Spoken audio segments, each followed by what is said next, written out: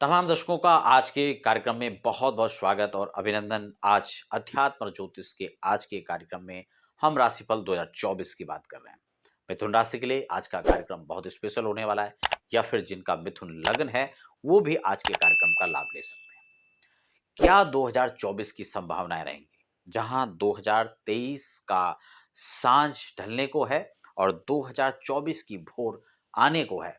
इसी संध्या पर हम आज इस नई संभावनाएँ, नई संवेदनाओं को लेकर के उसको संजो करके हम लोग आगे बढ़ रहे हैं। क्या नई संभावनाएँ हमारे लिए रहेंगी? क्या नई उड़ान 2024 में भर सकते हैं आप? कौन से कामों में आपको तेज़ी मिलेगी, तो कौन से काम के अंदर मंदी आ सकती है? आपके धन, घर, परिवार, व्यापार, रोजगार क्या संभावनाएँ लेकर के आ रहा है? इस पर भी हम सकारात्मक रूप से चर्चा करेंगे। किन सावधानियों को लेकर के आगे बढ़ना है, किन चीज़ों में सावधानी रखनी है, उन चीज़ों पर भी हम चर्चा करेंगे, साथ ही उपाय को लेकर भी हम लोग यहाँ पर बात करेंगे। इसी चर्चा को हम लोग क्रमशः आगे बढ़ाएँ, इससे पहले छोटा-सा निवेदन, अगर आपने अभी तक हमारे चैनल को सब्सक्राइब नहीं किया या पहली बार विज़िट कर रहे हैं चैनल पर, तो चैनल को सब्सक्राइब ज़रूर कर लीजिए। लगातार हम इस सीरीज़ में विस्तार से चर्चा कर रहे हैं।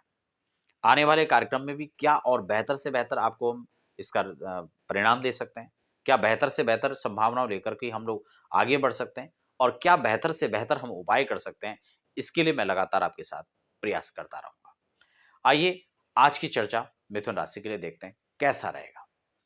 आपकी राशि जो है बुध बनते हैं, यानी मिथुन राशि के स्वामी बुध होते हैं और ये स्वाभाविक रूप से देखा जाए तो प्रारंभिक वर्ष के अवस्था में देखा जाए तो त्रिग्रही योग के साथ में ये आपके सप्तम भाव के अंदर विराजित हो रहे हैं, जहां पर आपका सूर्य बुध और मंगल त्रिग्रही एक योग बन रहा है। हालांकि त्रिग्रही योग का जो एक सिद्धांत है, उसका जो फल है, उसको लेकर मैं एक पूरी वेब सीरीज में आपके साथ चर्चा कर चुका हूं। आप चाहें तो हमारी प्लेलिस्ट में जाकर चेक कर सकते हैं, उनके अलग अलग क्या परिणाम देखे जा सकते हैं। लेकिन गोचर काल में जब ये सप्तम भाव के अंदर योग बनेगा, तो आप यूं मान के चलें कि आपके लिए तो ये बहुत ही अच्छा शुभ संकेत है। आपके लिए ये नए कार्य की ओर आपको बढ़ने का एक रुझान देगा और इतना ही नहीं, आपको सफलताओं का संकेत भी यह योग बना रहा है। आपके साथ इसके बाद हम देखें तो एक बड़ी भविष्यवाणी कि एक नए कार्य की शुरुआत आप इस 2024 के अंदर प्रारंभिक में करने वाले हैं। बुद्धदेव की बड़ी कृपा बनी रहेगी, वाणी पर पूर्ण आपका संयम बना रहेगा। वाणी से आप पूरी पब्लिक को, पूरे समाज को, पूरे एक सभा को जीतने का काम करेंगे। खासकर जिन लोगों का ऑनलाइन काम है, उनको बहुत अच्छा इसका लाभ प्राप्त हो सकता है। उसके बाद दूसरी बड़ी भविष्यवाणी, दूसरा बड़ा पॉइंट जो यहां पर है, 14 से लेकर के 29 जून तक भद्र महापुरुष राजयोग का लाभ आपको मिलने वाला है। इस दशा काल में देखा जाए, इस गोचर काल में देखा जाए, तो आपके व्यापार की बढ़ने की बहुत अच्छी संभावना यहाँ पर नजर आ रही है। एक नई ऊंचाइयों की तरफ आप बढ़ेंगे, एक नई तरक्की का मार्ग आपको मिलेगा। और इतना नहीं, घर परिवार की दृष्टि से देखा जाए तो भी अच्छा रहेगा। नए सरोकार आपके लिए उपस्थित होंगे, नए रोजगार की यहाँ पर जो है आपके लिए एक संभावनाएं बनी रहेंगी। व्यापार वाणिज्य के फील्ड में जो खासकर टेक्नीशियन हैं, खासकर आपका जो है जो वाणिज्य से जुड़े हुए लोग हैं, उन लोगों को एक खास अच्छा लाभ यहाँ पर प्राप्त हो सकता है। हो सकता है आप एक नया घर खरीद सकते हैं, आपको एक गाड़ी या बंगला आप खरीद सकते हैं। नए लोगों के साथ में आपके उनके प्रभाव में आकर के आपको एक नई प्रतिष्ठा का लाभ इस गोचर काल में मिल सकता है। तीसरी यहाँ पर जो एक बड़ी भविष्यवाणी के रूप में उभर करके आती है, तीसरा एक बड़ा पॉइंट है कि 30 सितंबर से लेकर के 9 अक्टूबर तक, आप इसको नोट कर लीजिए, कन्या में उच्च हो जाएंगे आपके बुधदेव। इस कालखंड में देखा जाए तो प्रमोशन की जो लोग लगातार प्रयास कर रहे थे, प्रमोशन के लिए पदोन्नति नहीं हो रही थी, उनके लिए बहुत अच्छा यहाँ पर जो है लाभ मिलेगा।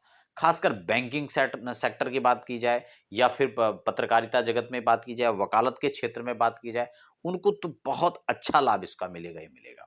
साथ में व्यापार वाणिज्य से जो लोग जुड़े हुए हैं, किसी का छोटा व्यापार है, बड़ा व्यापार है, होलसेल का है, रिटेल का है, अंतर्राष्ट्रीय लेवल पर आयात निर्यात है, उन लोगों को बहुत बेहतर परिणाम मिलेंगे।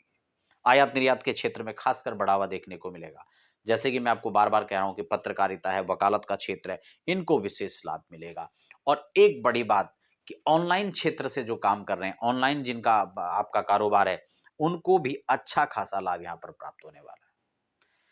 चौथी बड़ी भविष्यवाणी, चौथा एक बड़ा लाभ, राजनीतिक पद का लाभ आपको मिल सकता है। चुनाव जीतकर जो लोग आए मंत्रिमंडल में, उनको बड़े पद मिल सकते हैं। अच्छे स्थितियों में यहाँ पर जो है आपका समावेश हो सकता है। कोर्ट कचहरी से परेशान थे, वहां मुकदमेबाजी चल रहा था, उनमें आपकी विजयश्री आपको प्राप्त हो सकती है। उनसे आपको कहीं ना कहीं मुक्ति मिलता हुआ यह पीरियड दिख रहा है। 2024 की बड़ी पंचम भविष्यवाणी, पांचवी भविष्यवाणी यहां पर 7 से लेकर 25 मार्च बुध दशम भाव के अंदर नीच हो जाएंगे।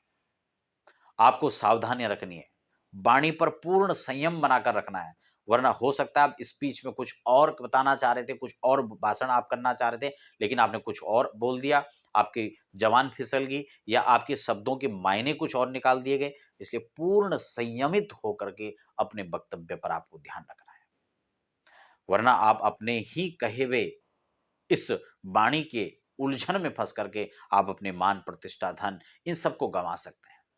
इसका पूरा ध्यान आपको रखने की आवश्यकता है। उपाय के तौर पर आपको 7 मुखी या 3 मुखी रुद्राक्ष आपको धारण करना चाहिए और भगवान गणपति जी का पूजन षोडशोपचार सार विधि से आपको करना चाहिए। और इतना ही नहीं, गणेश जी को आप मोदक का भोग यानी लड्डू का भोग आपको लगाना चाहिए। आपको बहुत अच्छे और सुखद परिणाम मिलेंगे। हो सकता है तो ओम गंग गणपतये नमः इस मंत्र का जब आपको करते रहना चाहिए, ताकि आपको अच्छे लाभ मिलते हुए 2024 में आपको लगातार मिले। छठी भविष्यवाणी, आपके शनिदेव की स्तुति, क्योंकि शनि वह ग्रह हैं जो एक लंबे समय तक, बहुत लंबे काल तक, 2.5 वर्ष तक जो है एक राशि पर अपनी ढैया जमा करके बैठते हैं। ऐसे में आपके लिए शनिदेव आपके भाग्य स्थान की वृद्धि करते हुए नजर आ रहे हैं, क्योंकि यह आपके नवम भाव पर विराजित है। हालांकि इनकी दृष्टि आपकी आय भाव पर पड़ेगी, लेकिन इतना ही नहीं, इनकी सप्तम दृष्टि आपके पराक्रम भाव पर पड़ेगी। हो सकता है भाई बहनों के साथ थोड़ा मतभेद की स्थिति नजर आ सकती है। तालमेल संजोग को आपको सही बना करके रखना है, ताकि आपको अच्छा लाभ प्राप्त होता रहे। सातवीं बड़ी भविष्यवाणी, जो सातवां बड़ा पॉइंट, सातवां बड़ा बिंदु यहां पर हमने नोट किया है, 1 मई से पूर्व संतान पक्ष से लाभ होगा। देखिए 1 मई से पहले हमने क्यों कहा, क्योंकि 1 मई को ट्रांजिट हो जा रहे हैं और ये आपके द्वादश भाव में चले जाएंगे। लेकिन जब तक 1 मई से पूर्व का इस समय है, तब तक वह एकादश पर संचरण करेंगे और पंचम भाव पर अमृत में दृष्टि रहेगी। आपको संतान पक्ष से लाभ मिलेगा। आपको हो सकता है पुत्र रत्न की प्राप्ति आपको हो। अगर आप संतति का प्लान कर रहे हैं तो आपको पुत्र रत्न होने के ज्यादा यहां पर चांसेस हैं। इसके साथ ही आपके विवाह का प्रस्ताव, विवाह में अड़चने, जो मैरिज डिले लगातार हो रहा था, वहां पर सफलता नहीं मिल पा रही थी, अब यहां पर आपको सफलता मिलने के पूर्ण योग है। एक उपाय जो आपको लगातार करते रहना चाहिए, अपने नहाने के जल में शुद्ध हल्दी आप जरूर मिलाएं, और अगर आप उसमें नहीं मिला पाते तो मस्तिष्क पर तिलक के रूप में आप हल्दी का या केसर का प्रयोग जरूर करें। लव लाइफ में एक नया मोड़ आ सकता है। आपके प्रेमी जो संबंध आपसे जो है छोड़ करके, तोड़ करके, आपसे बिछो करके, आपसे मुख मोड़ करके चले गए थे, वो उनकी पुनः एंट्री हो सकती है आपकी लाइफ में, और हो सकता है उनसे आपकी विवाह के जो संभावनाएं हैं वो भी यहाँ पर बढ़ती हुई नजर आ रही हैं। जिनके घर परिवार वाले, रिश्तेदार वाले इस चीज से एग्री नहीं कर रहे थे, उनके घर परिवार वाले इनको एग्री करके आगे की परमिशन दे सकते हैं। इसके साथ ही 1 महीने के बाद यहाँ पर खर्च और रोग की संभावना को देवगुरु बढ़ाने वाले हैं। जिनकी राशि के अंदर बृहस्पति का रोल अच्छा नहीं है, बृहस्पति की महादशा चल रही है और बृहस्पति के अच्छे परिणाम नहीं उन लोगों को मिल रहे हैं, उनको 1 मई के बाद थोड़ा सावधान सजग रहने की आवश्यकता है।